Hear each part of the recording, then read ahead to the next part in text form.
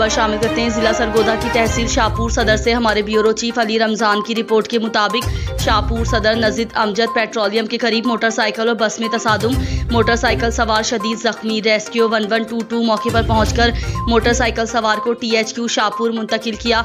जख्मी मोटरसाइकिल सवार के पास से मिलने वाली रकम और कुछ कीमती सामान रेस्क्यू 1122 के स्टाफ ने ईमानदारी का मुजाहरा करते हुए मुबल्लिग 25,000 बीमा सामान लवाकीन के हवाले कर दिया।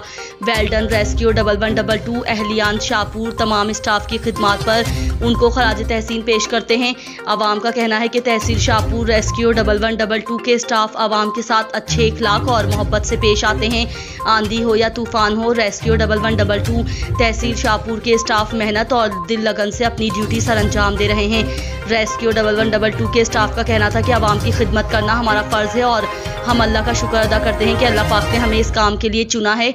हमारे चैनल को सब्सक्राइब करें और बेल आइकन के बटन को लाजमी प्रेस करें ताकि आपके इलाकाई खबरें बर वक्त आप तक पहुंचती रहें। देखते रहें पाक पंजाब न्यूज़।